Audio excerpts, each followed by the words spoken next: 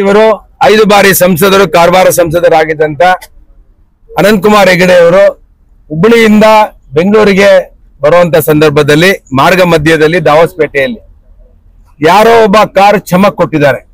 ಅವಾಗ ಕಾರ್ ಇಳಿದು ಇವ್ರು ಕೇಳಿದ್ದಾರೆ, ಬಂದು ಚಮಕ್ ಕೊಟ್ಟು ಇವ್ರು ನಿಲ್ಸಿದ್ದಾರೆ, ಸರಿಯಾದ ರೀತಿಯಲ್ಲಿ ಹೋಗಪ್ಪ ಅಂತೇಳಿ.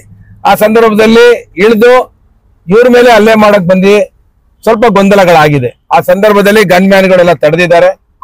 ನಾನು ಯಾವ ಇನ್ಸಿಡೆನ್ಸ್ ಆಯ್ತು, ಮುಸಲ್ಮಾನರು ಯಾರಲ್ಲಿದ್ರು ಅವರು ಕೂಡ ಕರೆದು ಮಾತಾಡಿದ್ದೇನೆ.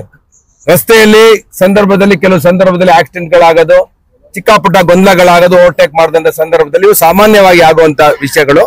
ಇಂಥ ವಿಷಯದಲ್ಲಿ ರಾಜಕೀಯ ಬೇಡ, ಕೂತು ಮಾತಾಡಿ ಬಗೆಹರಿಸ್ಗಳನ್ನ.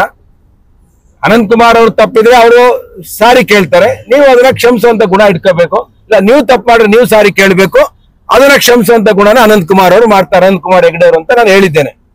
ಆದರೆ ಇಲ್ಲೆಲ್ಲೋ ಒಂದು ಕಡೆ ರಾಜಕೀಯ ಮಾಡಬೇಕು ಅನ್ನೋದೇನೋ ಇಲ್ಲಿರುವಂತ ಸ್ಥಳೀಯ ನಾಯಕರುಗಳಿಗೆ ಇರಬಹುದು. ಇದು ಕಾಂಗ್ರೆಸ್ ಸರ್ಕಾರ ಯಾವಾಗಲೂ ತುಷ್ಟೀಕರಣ ರಾಜಕಾರಣವನ್ನ ಮಾಡ್ತದೆ. ಅದಕ್ಕೆ ಇದನ್ನ ರಾಜಕೀಯ ಮಾಡಬೇಕು, ಅನಂತಕುಮಾರ್ ಅವರನ್ನ ಬಂಧಿಸಬೇಕು ಅನ್ನೋದೇನೋ ಗುಮಾನ ಇತ್ತು ನಮ್ಗೆ. ಅದಕ್ಕೆ ನಾನು ಇವತ್ತು ಸ್ಟೇಷನ್ ಮುಂದೆ ಬಂದಿದ್ದೇನೆ.